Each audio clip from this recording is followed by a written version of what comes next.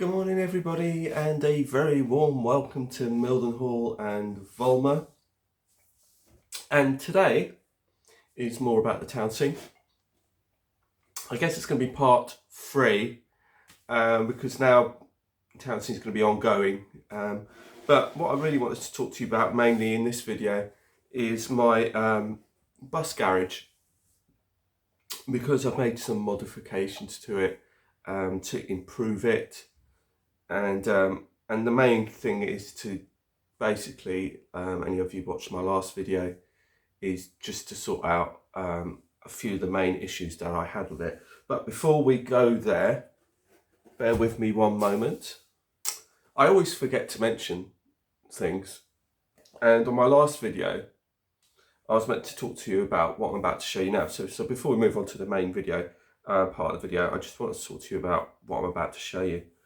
Like I said, it's actually got to do with the bus garage, because I did say I wanted to do the back, but in order to do the back I needed to get some more cards. So that means I had to go to the packaging shop called Alternative Packaging here in Alton to get some more mount boards. And previous to that visit, Roy, one of the owners, had explained to me about a book that had come out, and he showed me this book, and it's about and it's basically for people like us, railway modelers and things like that. And he told me how much it was. He said it was £18, and I said, oh okay, that's fine, I'll have a little think about it. But to be honest, it seemed quite expensive, but it was a very nice book.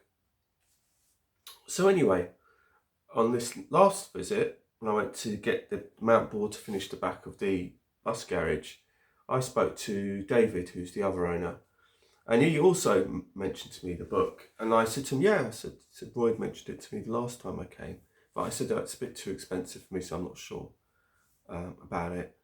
And it was a really good book, like I said. And he said, well, just have it. So he gave me a copy of this book. And it's really quite fascinating, actually. It's called A Guide to Making and Painting Laser Cut MDF Model Kits. And it's a really good book. Here it is. And the thing about this book is it shows you, it's all in colour, and it sort of talks to you about buildings and utensils and like brushes, things you can do, techniques you can do, and all the rest of it, and all these kind of buildings that you can make from these laser cut kits. And at the back, which I found really interesting, is they give you a selection of papers in the back of this book, and you'd really have to go through it. But you know, and they also talk about graffiti and all the rest kind of stuff and how you can do it. And it's just such an interesting book. So let me get to the back so I can show you some of the papers, because it's just really, and when I say papers, I mean like brick papers and stone papers. So you kind of got a selection of papers. And there's the herringbone effect for floors. You've got some more bricks here. You've got some stones here, tiles, and all this kind of stuff. And then after, you've got kind of like wallpapers, I think, like for interiors, but it looks more like 70s and stuff or something like that. But there's all kinds of sheets of papers and things like that, which is absolutely brilliant. So it's a really good book if you're that way inclined. To be honest, it's probably a bit too technical for me, but it's a very interesting read, and it's a good way of learning your skills. So anyway, so that's that. So I just thought I'd bring that to your attention. So back to the main crux of the video. So like I said to you on the last video, I wasn't, that my bus garage flattered to deceive somewhat, because it seemed, as nice as it looked on the outside, on the inside it looked a bit flimsy, and it was a bit flimsy, it wasn't that rigid.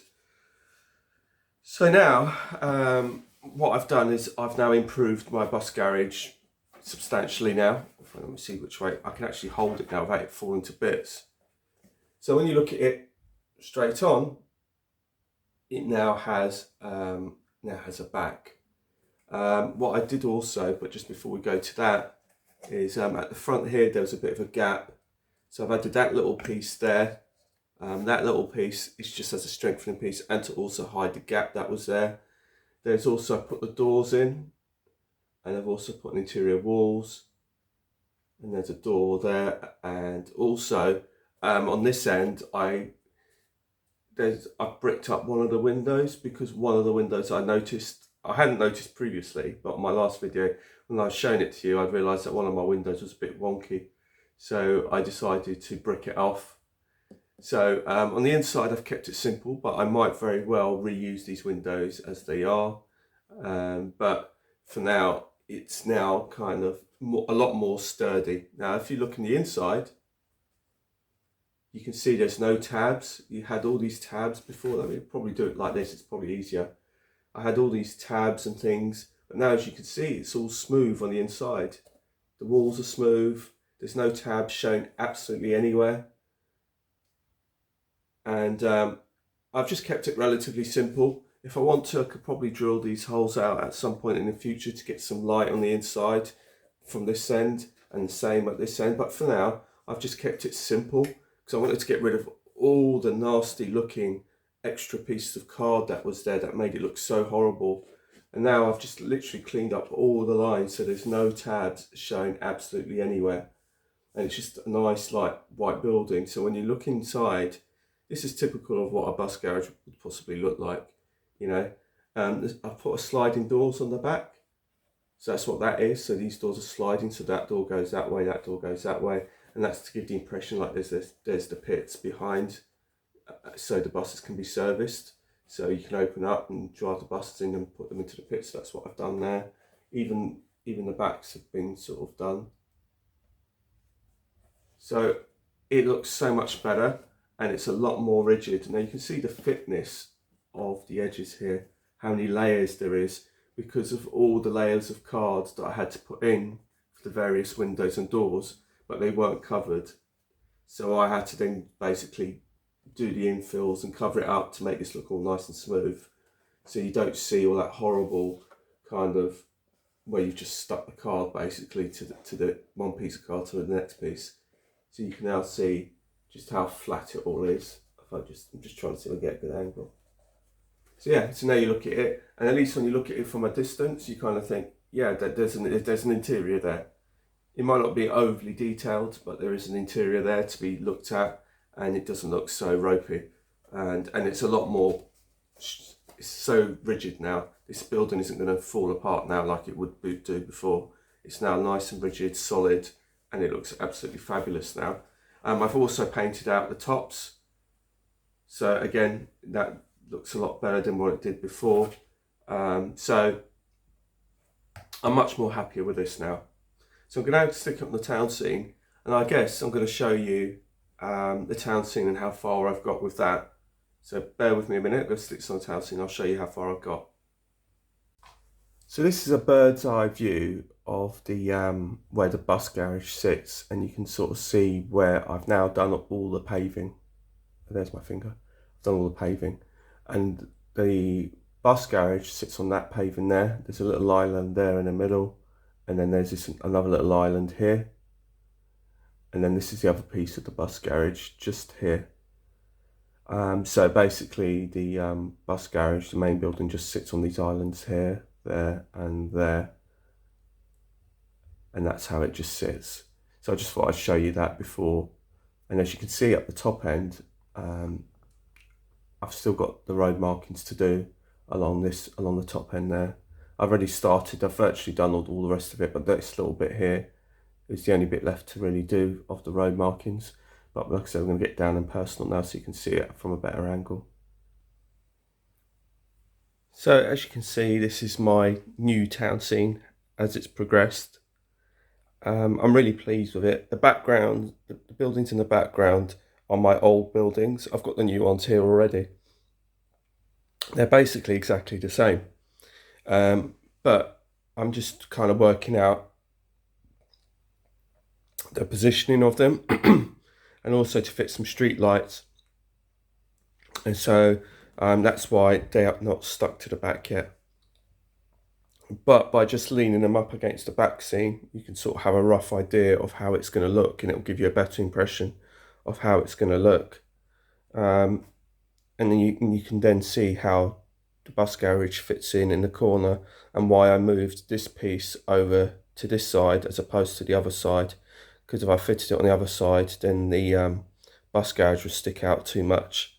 So as it stands, you'll have a nice sweeping flow, which I'll just show you. As you can see from this view, the road, if I can find my finger again, there it is, sort of sweeps up lovely all the way along there, which is really what I wanted. But if this part of the bus garage was on the other side, then this part, the main building, will be too far over and it will come and stick out way too much, like over here. So that's why I kind of swapped it around.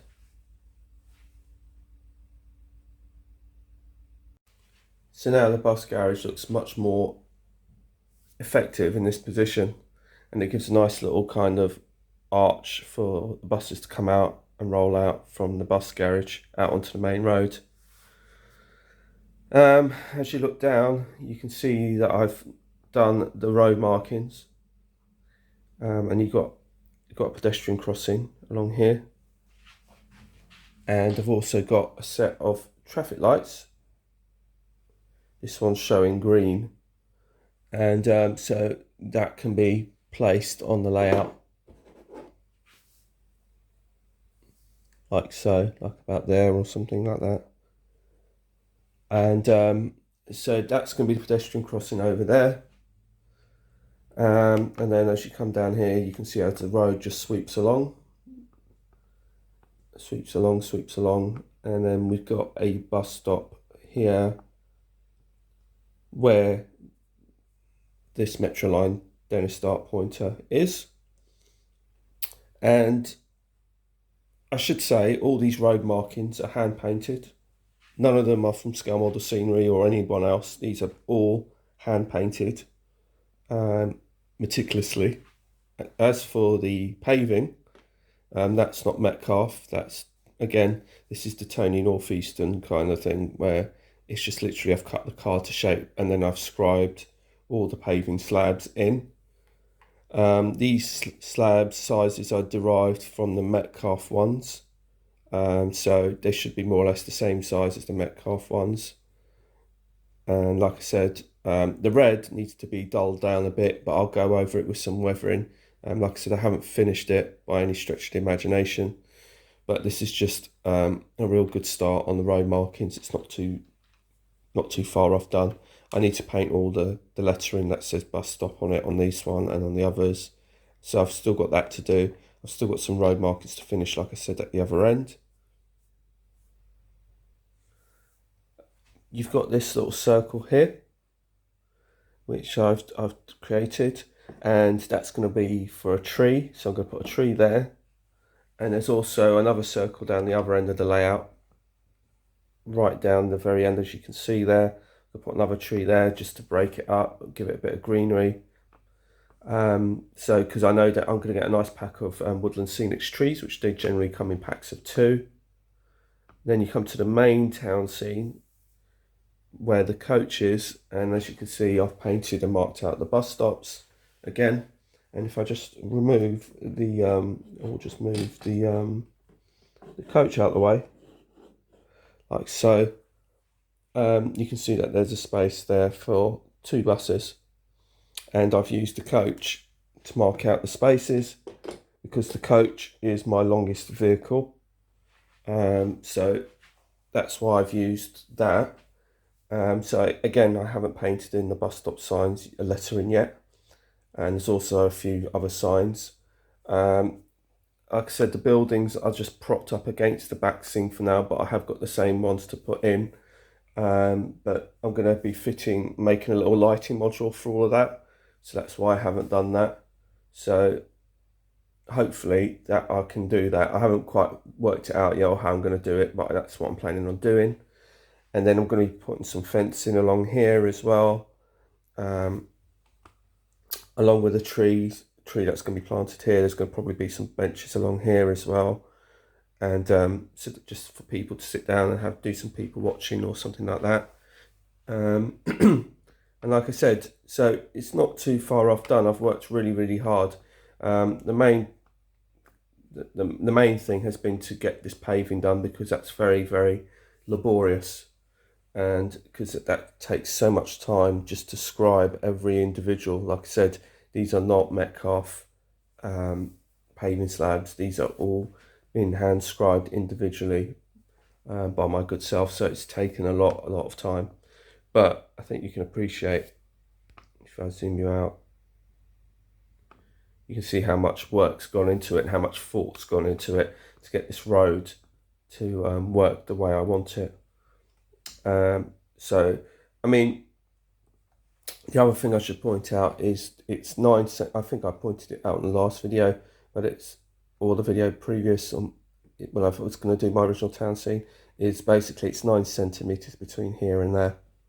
So the gap between there and there is 9 centimeters, and that gives enough clearance for like 2 Arctic lorries or 2 big vehicles to pass one another.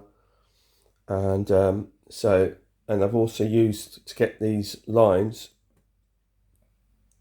all of these lines have been done with electrical tape, and so that gives me a nice smooth straight line. I think if you look at this line here, I think it looks absolutely superb, because it gives you a real variety of if I just take you back a bit, that's it, you can sort of see the variety of the lines that you've got going on here. So you've got the white line, and then you've got the bus stop marked out, and then you've got the yellow line here, and that's how it is. I had a good look at Google for all the various road markings and pedestrian crossings and things like that. So I had a good look to make sure that I've got it as right as I think I've got it. I'm not saying it's 100% right, because it might not be, but from what I've seen, this looks about right. So then we're going to have a bus stop and bus stop flag. So there's 5 of them. There's 1 on this side. Like I said, there's 2 over here. 1, 2. That gives us 3. And then there's another 2 right down the end, which is right over there, 1 there, and 1 just on the other side of the road. And the 2 over there are what we call driver changeover stops. So if the driver's coming off for his break and another driver takes over, that'd be where the other driver will take over from that bus stop. So that's where the other 2 bus stops are going to go. And then we're going to put some more fencing along the back and everything like that. So there's still a lot to do, but a lot of it has been done already. And I hope you like what you see.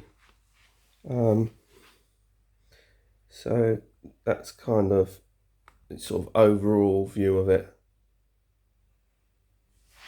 So this concludes the end of today's video.